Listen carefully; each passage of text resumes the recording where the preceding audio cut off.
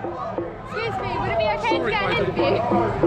As we're walking along. Yeah, if that's okay. It's just You ask me questions, I'm not very good. So what are you doing here today out in London? We're all doing our little bit, obviously, to try and do our best at outreach. Most of us have been outreaching for the past 2.5 years to get the word out there to more people. But obviously all our platforms have been absolutely censored or closed down. And like you hear me shouting all the time, I'm losing my voice now. It's not even hard to put the dots together. You know, people research Agenda 21. They research Operation Lockstep.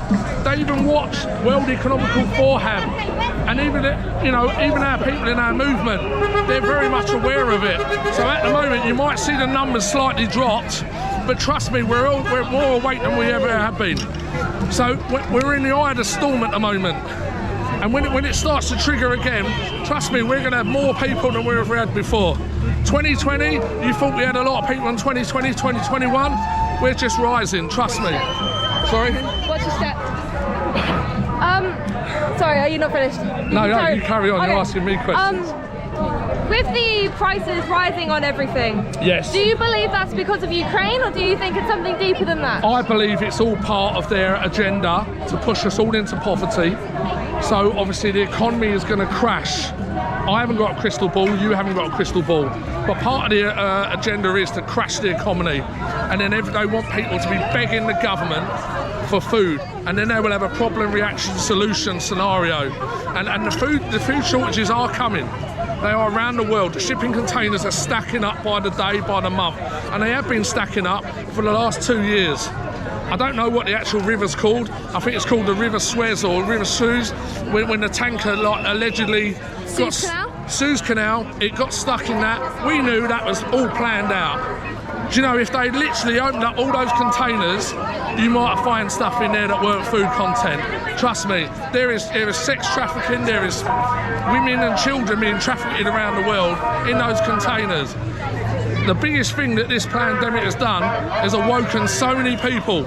We are now literally spiritually awoken to the bullshit that's going on around the world. And we are not going to sleep ever again. And hopefully our movement is growing by the day. Because there's people that have had the one and the two now, which are coming out and putting the dots together, which are not hard together.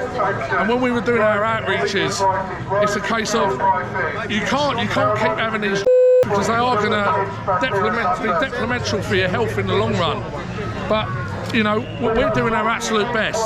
I never personally imagined that I'd ever be on the streets of London protesting for our future rights. But obviously I'm just a dad. You know, I'm a granddad, and obviously I'm doing this for my children, and you know, obviously we are going to stick together and we are making our own communities, and it's just going to keep rolling out. But trust me, they're rolling out their agenda whether we like it or not. We just have to be prepared for it, and we've got to hope that these people that have had these that wake up. And I think what's going to trigger it is the cost of living crisis. So I believe personally we are going to have riots on the streets, but we should have had them 2 years ago. So I hope that's all right.